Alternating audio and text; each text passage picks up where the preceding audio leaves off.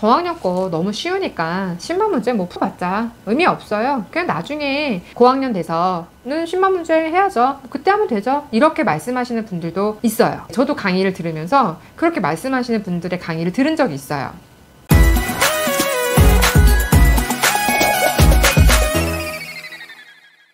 안녕하세요. 123 미니쌤TV의 김민희입니다.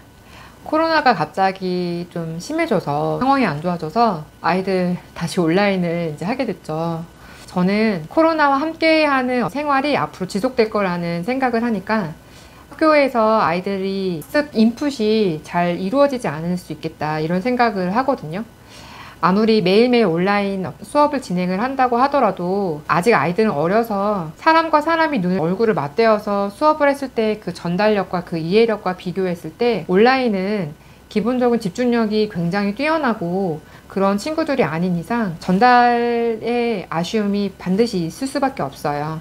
그래서 더더욱 엄마가 챙겨야 되는 부분이 좀 많아졌어요. 그렇다면 우리가 수학에서는 어떠한 부분을 놓치지 말아야 되는지를 영상으로 준비해 봤는데요. 먼저 얘기해보고 싶은 건 저학년이면 심화 문제를 풀리지 않아도 될까요? 이거에 대해서 수학을 가르치시는 분들 중에서도 생각이 좀 다른 경우가 있어요. 뭐 저학년 거 너무 쉬우니까 10만 문제 뭐 풀어봤자 의미 없어요. 그냥 나중에 고학년 돼서는 10만 문제 해야죠. 그때 하면 되죠. 이렇게 말씀하시는 분들도 있어요. 저도 강의를 들으면서 그렇게 말씀하시는 분들의 강의를 들은 적이 있어요. 정말 그럴까요? 저는 아니라고 생각해요. 초등 저학년 때 심화 문제를 안 풀었던 아이가 어느 날 갑자기 초등 3학년이 돼서 심화 문제 풀자라고 펼쳤을 때 풀 수 있을까요? 전혀 그렇지 않아요. 제가 여태까지 수업했던 경험에 비추어보자면 단 한 번도 진입할 수 있는 어떤 다리를 놓아주지 않은 상태에서 갑자기 어려운 무언가를 던져줬을 때 그걸 바로 받아먹을 수 있는 아이들은 거의 없어요. 그리고 1, 2학년 때 나오는 심화 문제에서 다루는 문제 유형들은 초등학교 3학년 이상의 기본이나 응용 문제의 유형이 똑같이 연결되기 때문에 반드시 무조건 1, 2학년 심화 문제를 풀어야 돼요.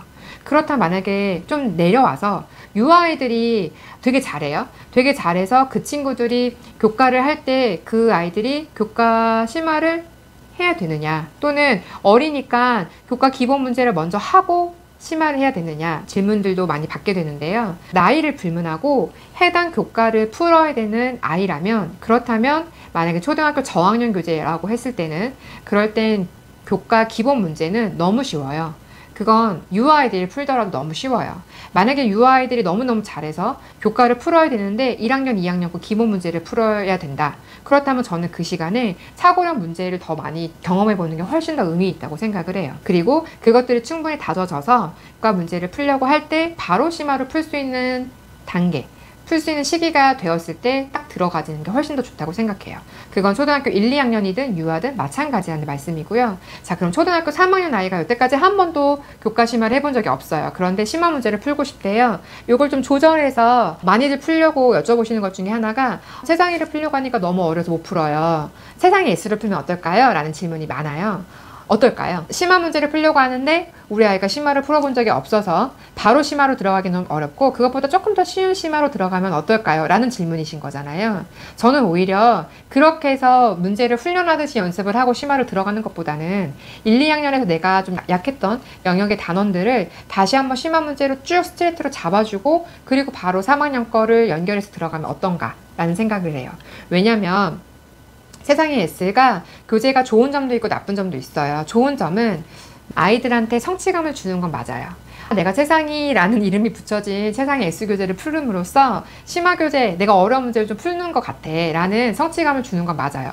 예를 들면은 너무 자기 스스로 수학을 잘 못한다고 생각한 친구들한테 세상이를 하자고 하면 겁을 내고, 그런 친구들한테 그러면 세상의 S로 한번 시작을 해보는 거는 나쁘지 않아요. 그런 성향의 아이들은 일단 겁부터 먹다 보니까 세상의 문제를 시작을 했을 때 그 불안감 때문에 문제 해석이 잘 안 되는 경우도 굉장히 많거든요. 그래서 그럴 때는 S 괜찮아요. 하지만 그게 아니라 조금 준비를 해주면 충분히 세상을 들어가시는 친구들한테 세상의 S 연습을 열심히 시키고 트레이닝 시키고 그 다음 최상위로 연결해서 풀고, 그렇게 하기에는 제가 볼 때는 심화 문제를 트레이닝한 듯한 느낌이 들거든요.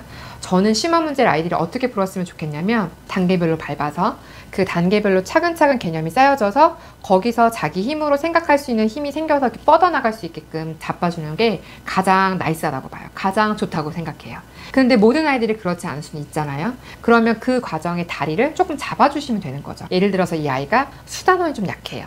수단원 약한 친구들한테 1학년, 2학년 수단원의 심화 문제집들에 있는 수단원들을 쭉 잡아주시고, 그 다음 학년에 세상위로 연결해서 넘어가게 해주시면은 이렇게 매끄럽게 들어갈 수 있거든요. 근데 아이들은 한 학기 문제를 스트레이트로 풀고 딱 끊고, 다시 다음 학기 스트레이트 풀고 딱 끊고, 이렇게 하다 보면 영역에 연계되는 개념들이 잘 안 잡힐 수가 있어요. 그래서 그런 부분들만 좀 해주시면 충분히 다리 역할이 될 거예요. 보통 그런 경우 많이 보고, 혹여라도 세상이 문제가 어려워하는 친구들의 다른 이유는 독해적인 부분 때문에 그럴 수 있거든요. 아직 3학년이어도 충분히 문장에 대한 해석이 잘 되지 않는 경우들도 있어요. 그렇다면은 마찬가지 최상의 S를 풀면서 그걸 보완할 수 있는 문제가 아니라 조금 더 간결한 문제 안에서, 예를 들어 1학년 거 문해길 같은 교재로 1학년, 2학년 거를 좀 간결하게 정리를 하면서 문제에 대한 이해도를 높이고 문장을 구조별로 해석하는 것들을 연습을 좀 하고 나서 이렇게 들어가도 충분히 다리 역할 되는 친구들이 있죠. 어찌 되었든 초등학교 심화 문제집들을 진행을 하실 때, 쉬우니까 의미가 없어, 절대 아니고요. 이걸 풀기 위해서 조금 쉬운 이거를 열심히 연습해야지, 이거 아니에요. 항상 약간의 한 단계 낮춰서 좀 쉽게 연습을 해주고 딱 올려주는 그런 성취감을 맛봐주는 게 아이들이 수학을 점점 더 잘할 수 있는 수학 자신감을 높이는데 훨씬 더 도움이 될 거라고 생각을 합니다. 오늘은 초등학교 저학년 아이들 심화 문제집도 어떻게 하면 좋을지에 대해서 영상을 찍어봤고요. 다음번에는 심화 문제집들을 좀 소개해드리면서 어떤 식으로 활용하면 좋은지, 문제집에 대한 활용 팁들을 알려드리도록 할게요. 오늘 영상은 여기까지고요. 저희는 다음 영상에서 만나 뵙도록 하겠습니다. 다음에 또 만나요.